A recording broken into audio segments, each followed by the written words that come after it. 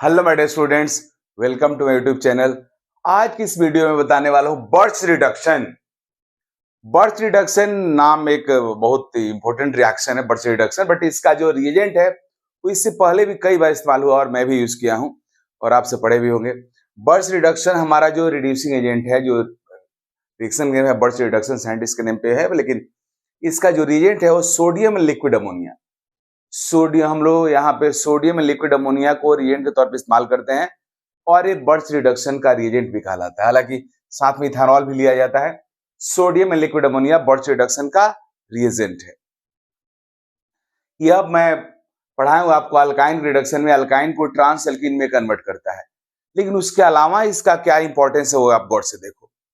अगर आप बेंजीन का रिडक्शन करो, कैटालिटिक रिडक्शन करोगे बेंजीन का, तो बेंजीन का पहले एक पाई बॉन्ड ब्रेक होगा, फिर दूसरा होगा, फिर तीसरा होगा, फिर आपका बेंजीन साइक्लोबेंजीन बन जाएगा, साइक्लोहेक्सेन बन जाएगा, हेक्सेन बन जाएगा।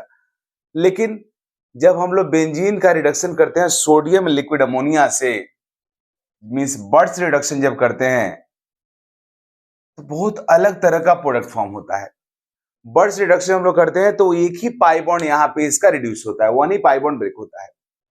वन पाई बॉन्ड ब्रेक अगर ये हुआ तो दो तरह का कंपाउंड फॉर्म होगा। एक फॉर्म होगा हमारा conjugated double bond, conjugated cycloalkene form होगा, और एक होगा आइसोलेटेड साइक्लोएल्कीन। ये आइसोलेटेड है, यहाँ पे आप देख रहे हो दोनों डबल बॉन्ड एक दूसरे से आइसोलेटेड है, आइसोलेटेड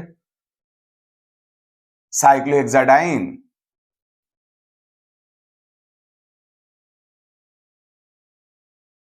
और एक कंजुगेटेड है, क्योंकि ये दोनों डबल बॉन्ड रेजोनेंस करेगा आपस में, लेकिन ये रेजोनेंस नहीं कर सकता है। बीच में sp3 कार्बन आ गया, यहाँ पे sp3 कार्बन, ये भी हमारा sp3 कार्बन है, और ये हमारा कंजुगेटेड हुआ साइक्लोहेक्साडाइन। अब पॉइंट ये है कि अगर बेंजीन की एक ही डबल बॉन्ड को रिड्यूस करना है तो उसके रिडक्शन से यही फॉर्म होगा, यही फॉर्म होगा, बट मोर स्टेबल यह हुआ, यह फॉर्म होना चाहिए या दोनों फॉर्म होना चाहिए, इसका परसेंटेज ज्यादा होना चाहिए। बट इंटरेस्टिंगली यह फॉर्म ही नहीं होता है। इस रिएक्शन में ओनली आइसोलेटेड हमारा साइक्लोहेक्साडाइन फॉर्म होता है। Exact reason of this Birch reduction not known it. इसका एग्जैक्ट रीजन हम लोगों को किसी को पता नहीं, but this happens this happens, यही हमारा होता है। मींस लेस स्टेबल जो हमारा आइसोलेटेड साइक्लोहेक्साडाइन है वही फॉर्म होता है, ओनली, एकदम नहीं फॉर्म होता है। बहुत बहुत इंपॉर्टेंट पॉइंट है, राइट। अब ये रिएक्शन होता कैसे, इसका मैकेनिज्म को देखते हैं। तो पहले ही क्लियर हो गया, जब इसका एग्जैक्ट रीजन पता नहीं तो मैकेनिज्म भी बहुत क्लियर नहीं होगा। फिर भी एक हमारा एवरेज में जो मैकेनिज्म है उसको मैं दिखा रहा हूं यहाँ पे किस तरीका से होता है। सबसे पहले हमारा सोडियम इलेक्ट्रॉन लूज करके सोडियम प्लस में कन्वर्ट होता है, इलेक्ट्रॉन प्रोड्यूस करता है। यह इलेक्ट्रॉन हमारे बेंजीन के ऊपर अटैक करता है। मान लो ये इलेक्ट्रॉन बेंजीन के इस कार्बन पर अटैक किया हमारा, जैसे अटैक करेगा यह पाई बॉन्ड जो है इस कार्बन के साथ है, इस पाई बॉन्ड का बोथ इलेक्ट्रॉन शिफ्ट होकर यहाँ पे आ जाएगा। तो अगला स्टेप यह हो गया।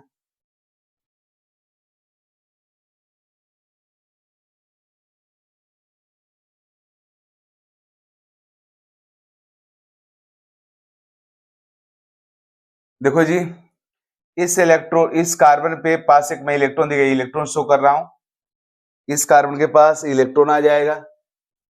ऐसे पाई बॉन्ड ब्रेक होता है, बॉन्ड का बोथ इलेक्ट्रॉन यहाँ पे शिफ्ट होता है, तो इस कार्बन पे क्या आता है, नेगेटिव, और यहाँ पे पॉजिटिव आता है। बट सोडियम का इलेक्ट्रॉन गेन करने की वजह से इस कार्बन का जो पॉजिटिव चार्ज था वो खत्म हो गया, और यहाँ पे एक इलेक्ट्रॉन आ गया सोडियम का, राइट। इस तरीका से इस कार्बन के पास एक इलेक्ट्रॉन है, यहाँ पे नेगेटिव चार्ज है। तो होता क्या है, ये नेगेटिव और इलेक्ट्रॉन है, दोनों ही हमारा नेगेटिव चार्ज ही है, इसलिए इनके बीच में रिपल्सिव होता है, रिपल्सिव फोर्स लगता है। इस रिपल्सिव फोर्स को मिनिमाइज करने के लिए कंपाउंड क्या करता है, ये फ्री जो इलेक्ट्रॉन है और नेगेटिव चार्ज है, दोनों को एक दूसरे से मैक्सिमम डिस्टेंस पर रखना चाहता है, और वो मैक्सिमम डिस्टेंस डायगोनली होता है। तो अगला स्टेप देखो, यहाँ नेगेटिव है तो चाहे यहाँ पॉजिटिव हो, तो बॉन्ड का बोथ यहाँ पे शिफ्ट हो जाता है।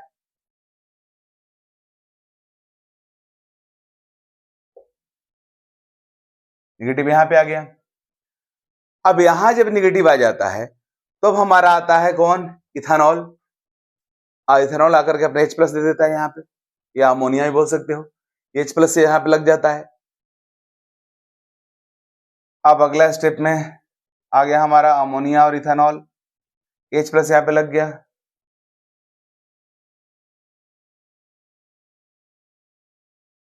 हाइड्रोजन लग गया, यहाँ पहले से एक हाइड्रोजन था, आपको पता है बेंजीन के हर कार्बन पे एक हाइड्रोजन रहता है, यहाँ पे पहले से भी एक हाइड्रोजन था और एक और हाइड्रोजन लग गया, तो इसका निगेटिव चार्ज खत्म हो गया और एक कार्बन हमारा सेचुरेट हो गया और इस कार्बन के पास एक इलेक्ट्रॉन है।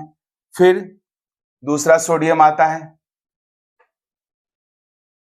लूज इलेक्ट्रॉन लूज किया सोडियम हमारा, और यह इलेक्ट्रॉन फिर इस कार्बन पे आता है, फिर ये निगेटिव हो जाता है।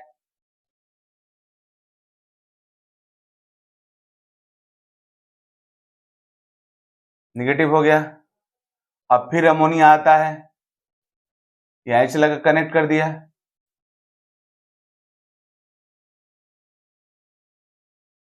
और इस तरीका से हमारा प्रोडक्ट फॉर्म हो जाता है। तो मुझे जहां तक लगता है कि अभी ये भले अगर यहां पे H लग जाता तो ये वाला प्रोडक्ट फॉर्म हो जाता और एक कंजुगेटेड है, लेकिन इन दोनों के बीच में रिपल्सिव फोर्स को मिनिमाइज करने के लिए मॉलिक्यूल इस तरीका से इन दोनों को एक दूसरे के डायगोनली रख देता है, और मेरे अकॉर्डिंग यही रीजन होता होगा जिसकी वजह से ऐसा प्रोडक्ट फॉर्म हो जाता है। हालांकि बर्च रिडक्शन इसका प्रॉपर रीजन कुछ नहीं देता है, लेकिन मुझे ये लगता है कि इस फॉर्म में मोर स्टेबल इसलिए है क्योंकि ये नेगेटिव चार्ज और फ्री इलेक्ट्रॉन दोनों के बीच का डिस्टेंस मैक्सिमम है, तो इनके बीच में इलेक्ट्रॉनिक रिपल्सिव फोर्स मिनिमम है, and that's why this is more stable, right. और इसी के करस्पॉन्डिंग हमारा जो प्रोडक्ट फॉर्म हुआ वो हमारा इस रिएक्शन में ओनली प्रोडक्ट फॉर्म होता है। तो यह हमारा बर्च रिडक्शन हुआ। अब मैं बताने जा रहा हूं कि बर्च रिडक्शन का क्या रेट होगा अगर हमारे बेंजीन में कोई ऐसा ग्रुप कनेक्ट हो जाए जो बेंजीन को इलेक्ट्रॉन देने या लेने वाला हो, तो उसका क्या इफेक्ट होगा, तो उसको हम लोग देखते हैं। अब बर्च रिडक्शन का रेट देखना है तो क्लियर सी बात है, बर्च रिडक्शन में क्या होता है, सोडियम इलेक्ट्रॉन लूज करता है, वो सोडियम के इलेक्ट्रॉन अटैक करता है बेंजीन रिंग पे। अगर बेंजीन रिंग में इलेक्ट्रॉन डेंसिटी कम होगा तो इलेक्ट्रॉन के अटैक करने का चांस ज्यादा होगा, और इस तरीका से रेट ऑफ रिडक्शन क्या वो ज्यादा होगा। Means electron donating group will decrease the rate of Birch reduction and electron withdrawing group will increase the rate of Birch reduction। तो उस बेसिस पे चेक करते हैं।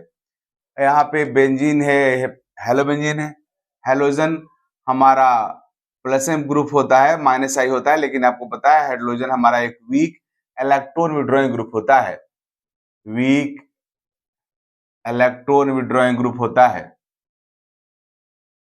इसलिए बेंजीन रिंग में नेट इलेक्ट्रॉन विड्रॉ करेगा जिसकी वजह से रेट बढ़ जाएगा।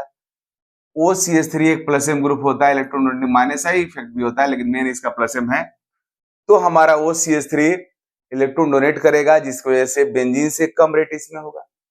NO2 group strong electron withdrawing group होता है, इसके पास माइनस से माइनस आई इफेक्ट होता है, इसलिए यह बेंजीन रिंग में इलेक्ट्रॉन डेंसिटी बहुत डिक्रीज करेगा, that's why rate will be highest. And order हमारा हो जाएगा, सबसे ज्यादा फोर्थ होगा, फोर्थ से लेस सेकंड होगा, उससे कम फर्स्ट होगा, सबसे कम थर्ड होगा, राइट। यह हमारा ऑर्डर हुआ। अब मैं यह बताने जा रहा हूं कि बेंजीन रिंग में अगर कोई ग्रुप लगा हुआ है और उसका अगर हम रिडक्शन करेंगे तो कैसे प्रोडक्ट क्या होगा हमारा प्रोडक्ट, ये बहुत इंपॉर्टेंस रखता है, कई बार एग्जाम में आया है और आगे आने वाला है। Birch reduction in different benzene derivatives. अगर बेंजीन रिंग में इलेक्ट्रॉन डोनेटिंग ग्रुप लगा हुआ है, इलेक्ट्रॉन डोनेटिंग ग्रुप हमारा है प्लस एम ग्रुप है, तो इलेक्ट्रॉन डोनेटिंग ग्रुप जिस कार्बन पे लगा रहेगा उसका रिडक्शन नहीं होगा, राइट। तो यह कार्बन का रिडक्शन नहीं होगा, इसका मतलब यह हुआ जिस कार्बन लगा वहां नहीं होगा, दूसरे कार्बन का होगा, तो यहाँ इसका और इसका हुआ, इसका रिडक्शन होगा, दोनों कार्बन अपोजिट रहेगा, इसलिए इस कार्बन का नहीं हो सकता है, इसका हो सकता है, तो ये दोनों हमारा अपोजिट है, इन दोनों का हो सकता है, ये तो दोनों एक ही बात है, इसलिए जिस कार्बन पे इलेक्ट्रॉन डोनेटिंग ग्रुप लगा रहेगा उस कार्बन का रिडक्शन नहीं होगा, राइट। अब नाइट्रोबेंजीन यहाँ पे माइनस एम ग्रुप लगा हुआ है जो इलेक्ट्रॉन विड्रॉइंग ग्रुप है, इलेक्ट्रॉन विड्रॉइंग ग्रुप जिस कार्बन से कनेक्टेड रहेगा उसी कार्बन का रिडक्शन होगा फिक्स है, तो इसका रिडक्शन हो गया, देख लो यहाँ पे रिड्यूस कार्बन है, इसका अपोजिट वाला कार्बन भी हमारा रिड्यूस कार्बन होगा। अगर मान लो मोर देन वन ग्रुप लगा हुआ है, जैसे NO2 भी लगा हुआ है माइनस एम ग्रुप और OCH3 लगा हुआ है हमारा प्लस एम ग्रुप, तो यह इलेक्ट्रॉन विड्रॉ करने वाला है, डोनेट करने वाला है। तो विड्रॉइंग ग्रुप का जहां पे लगा रहेगा उस कार्बन का रिडक्शन होगा। तो ये हमारे इस कार्बन का होगा तो साथ में इसका भी हुआ। तो ये हमारा आप देख रहे हो रिडक्शन हुआ है। अब यहाँ पे आप देख रहे हो दो दो लगा हुआ है हमारा OCH3, ये प्लस एम ग्रुप है, ये भी हमारा प्लस एम ग्रुप है और ये हमारा माइनस एम ग्रुप है। NO2 जहां पे होगा रिडक्शन वहां पे होगा। इस तरीके से इस कार्बन का रिडक्शन हुआ दोनों। अब ऐसा सिचुएशन आ जाए जहां पे दो एडजेसेंट कार्बन पे लगा हुआ इलेक्ट्रॉन विड्रॉइंग ग्रुप, तो रूल के मुताबिक रिडक्शन इन दोनों का होना चाहिए। और अगल बगल वाले कार्बन का रिडक्शन होगा कैसे, तो मैं बता दूं, इसके लिए मोलेक्यूल रीअरेंज होता है, मींस ग्रुप का पोजीशन शिफ्ट हो सकता है। और देख लो इस तरीका से दोनों NO2 ग्रुप एक दूसरे का अपोजिट हो गया, पैरा पे हो गया और दोनों ही कार्बन रिड्यूस हो गया और OCH3 जहां पे है वहां पे रह गया। तो यह समझने वाली बात है, जहां पे रिडक्शन होता है मींस इलेक्ट्रॉन विड्रॉइंग ग्रुप जहां लगा रहेगा उस ग्रुप को रिड्यूस पोजीशन पे रहना ही होगा। ओके, अब इसके अलावा मैं बता रहा हूं कि बर्च रिडक्शन हमारे बेंजीन से बाहर कहां कहां पे है।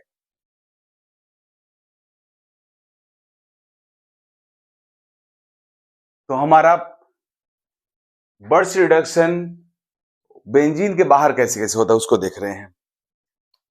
अगर अल्कीन से बर्च रिडक्शन कराओगे मींस सोडियम में लिक्विड रिएक्शन कराओगे तो रिएक्शन नहीं होगा, क्योंकि अल्कीन से रिएक्ट नहीं करता है। आइसोलेटेड अल्कीन से कराओगे तब भी नहीं होगा, नो रिएक्शन। अगर आप कंजुगेटेड अल्कीन से कराओगे तो रिएक्शन होगा और दोनों रिड्यूस होकर के अल्कीन बन जाएगा, मींस पाई बॉन्ड ब्रेक होगा, एक हाइड्रोजन यहां लगेगा कि यहां लगेगा, बीच में आ जाएगा, मींस कंजुगेटेड अल्कीन अल्कीन बन जाएगा। याद रखना, अल्काइन से रिएक्शन कराओगे होगा ट्रांस अल्कीन बनता है, रिएक्शन हम लोग पहले भी पढ़े हैं।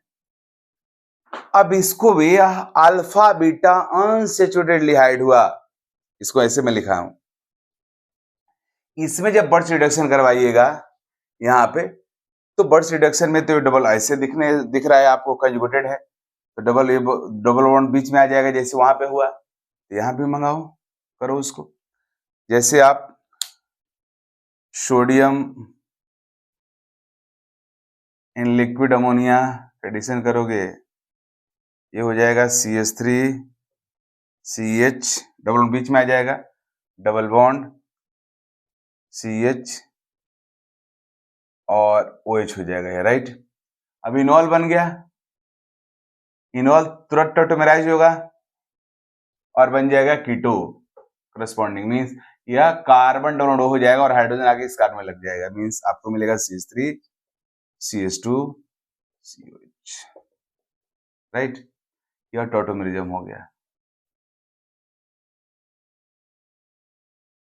ये बहुत बहुत इंपॉर्टेंट रिएक्शन है, मेरे अकॉर्डिंग ये आने वाला है, यह एक तरह से गेस फ्यूचर क्वेश्चन है, मींस आने वाला है जेई और नीट में भी आ सकता है 2026। ओके जी, तो यह था बर्च रिडक्शन। अब मैं ये बताने जा रहा हूं, जैसे बेंजीन का हम लोग बर्च रिडक्शन किया तो आइसोलेटेड साइक्लोहेक्साडाइन बना। अब आइसोलेटेड साइक्लोहेक्साडाइन को एसिडिक और बेसिक मीडियम में रखोगे तो क्या होगा, ये एक बहुत इंपॉर्टेंट पॉइंट है, ये भी एग्जाम में क्वेश्चन आ सकता है। हमारा आइसोलेटेड जो डाइन है वो एसिडिक और बेसिक मीडियम में आइसोमेराइज हो जाता है। आइसोमेराइजेशन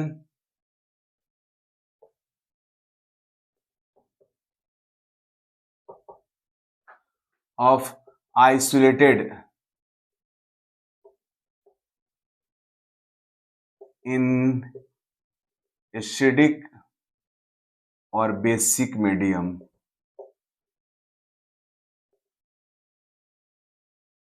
आइसोमेराइज हो जाता है। देखो मींस हमारा आइसोलेटेड डाइन में मतलब कंजुगेटेड डाइन में कन्वर्ट हो जाता है। अब देख लो यहाँ पे एसिडिक मीडियम रखोगे तब भी कन्वर्ट हो जाएगा कंजुगेटेड में और बेसिक में भी कन्वर्ट हो जाएगा।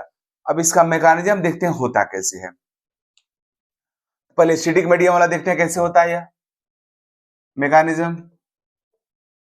हमारा यह आइसोलेटेड डाइन है, इसमें H प्लस के एडिशन करो, H प्लस का यहाँ पे अटैक हुआ मान लो, तो पाई बॉन्ड का बोथ यहाँ शिफ्ट हो जाएगा। तो अगला स्ट्रक्चर यह हो गया डबल बॉन्ड, यहाँ हाइड्रोजन कनेक्ट हो गया, इस कारण पॉजिटिव आ गया, यहाँ पॉजिटिव आ गया, तो इस यहाँ का जो हाइड्रोजन है वो यहाँ से निकलेगा H प्लस बन के और चाहेगा कि यहाँ पॉजिटिव है तो यहाँ पे निगेटिव हो, तो यहाँ से H प्लस जो कैटलिस्ट का है तो फिर फाइनली इसको एग्जिट होना है, तो यहाँ से H प्लस बाहर निकल जाता है, H प्लस बाहर निकलने से निगेटिव आ गया, यहाँ पे पॉजिटिव है और यहाँ पाई बॉन्ड फॉर्म हो जाता है और आपका जो आइसोलेटेड डाइन था कंजुगेटेड डाइन में कन्वर्ट हो गया, डबल बॉन्ड एक यहाँ आ गया, एक डबल बॉन्ड यहाँ पे आ गया, राइट।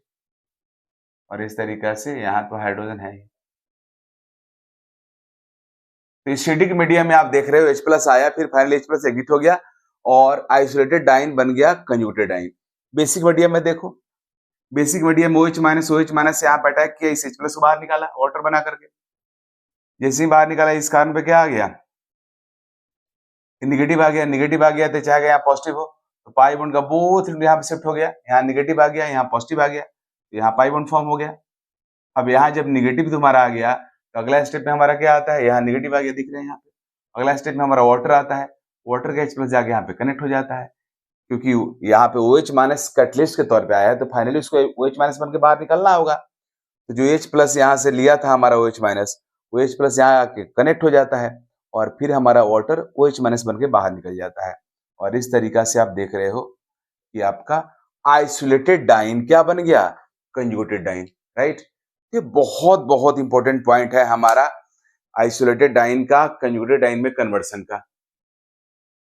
इस टॉपिक पे एक क्वेश्चन जो मैं दे रहा हूं आपको बनाने के लिए, आपसे बनाइए आराम से, जो मैं आपको बताया हूं किस तरीका से कंजुगेटेड हमारा आइसोलेटेड कंजुगेटेड में कन्वर्ट होता है, मैं सिखा चुका हूं। आप सब इस क्वेश्चन को सॉल्व करो, अगर नहीं बनेगा तो अगले वीडियो में बताऊंगा, आप मैसेज करना हमको, कमेंट करना कि इसका सॉल्यूशन बताइए, अगले वीडियो में बताऊंगा, राइट। लेकिन पहले आप खुद से ट्राई करो। इसके साथ ही ये वीडियो कंप्लीट हुआ। Thanks for watching my video and please share this video to needed students. Thank you.